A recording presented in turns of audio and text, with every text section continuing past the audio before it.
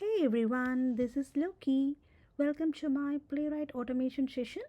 Today I'll show you how to automate a simple web page using the page object model, how to identify the elements, and how to keep your test scripts clean and reusable. For today's demo, I'm using this application demo text box. So if you look at this page, we have input fields like full name, email, current address, permanent address.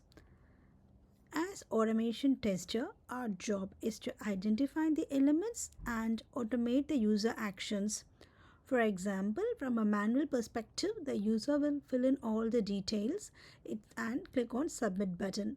In order to do automation, you need to identify the elements.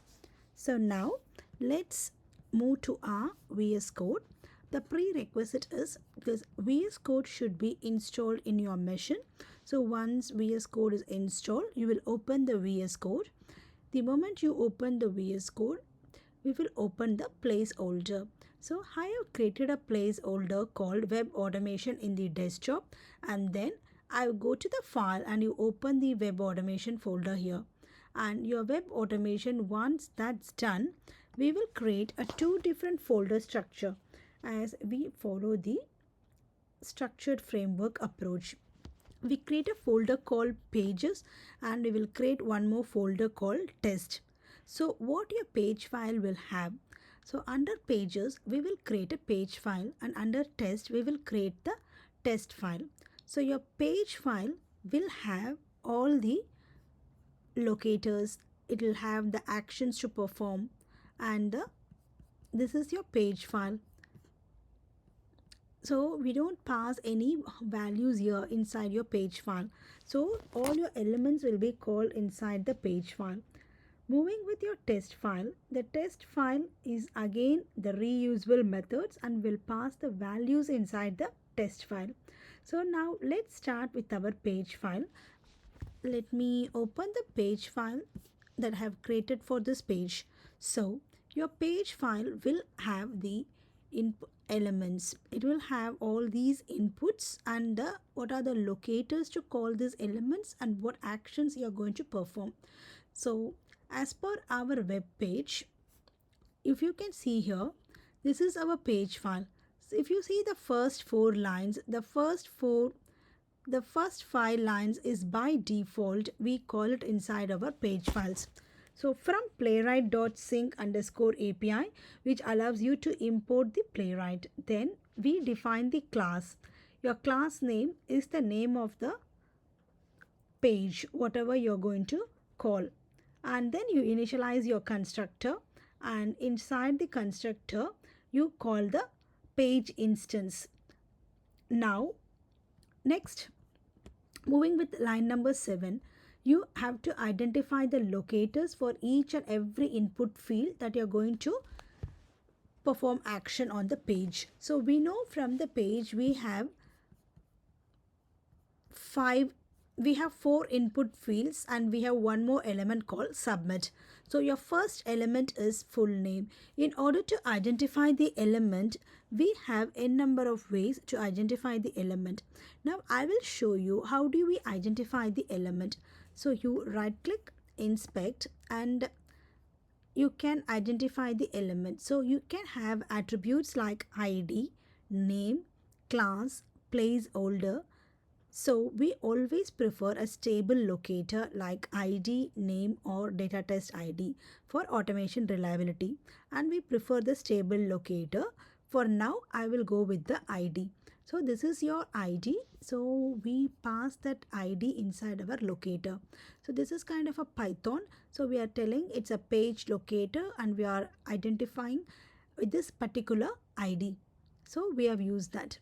So moving with line number 8, it is self.email, which is the input field, and you're again using page.locator, which is your parameter, and then you pass your unique element. So let's see how to identify the email. So right click, inspect. Let's see the attributes what it has been called. So it's again calling your ID, which is the user email. So to make it clear, this is your user email. So you copy from this page and you're pasting it there, which helps you to identify. Moving with the next field, which is the self.current address, which is the input field again, and it is a page.locator.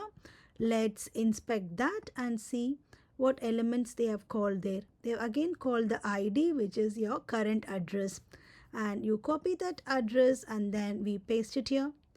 And then moving with the next one, which is your permanent address, right click, inspect, your ID is permanent address, and you paste that here again. Then moving with our last element, which is the submit button. So here, so until this is like the input which user will fill here, and submit is like kind you need to perform some action here. So and it is a button type. So go here, the ID is the submit, so you can use your ID as submit. So until now we have identified the elements. So we have done with our first step. So moving with line number 13, it is like you are defining the method called go to URL, and then you are passing the parameters self and the string. So this simply navigates to the application URL. Next is the main action method. So here you are defining your method and you pass the parameters, input values as parameters. So these are my input values: full name, email, current address, permanent address, and it is all belong to the string type. And then you're telling in line number 17 what action are you going to perform for all these elements. So we are calling the same variable parameter, which is self.fullname input, and then you are telling what action you are going to perform there. So it is you're filling the full name. Then again for email, it is same, fill and the email. Current address as your input, you're filling your current address. Then you're calling permanent address and then you're filling your permanent address. Then you call the submit button and then you perform click action. That's the reason I have mentioned here clicked. So with this, we have identified the locators and we have passed our parameters, and then we have defined what actions are we going to perform inside our page file. So if your application has 10 different pages, then you need to create 10 different page file. So our application is having currently only one page, so we are creating one page file here. So moving with the text file, your text file should have all the test scripts and the URL and the browser that you are going to launch, and the test file will call the class page as well here.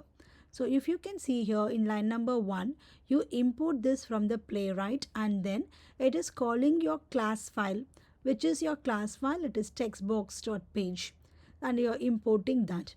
So and then with moving with the line number 5, you are defining the method here, which is you're calling your test file again, and this is kind of a common template. You can get to know more about this with the AI tools.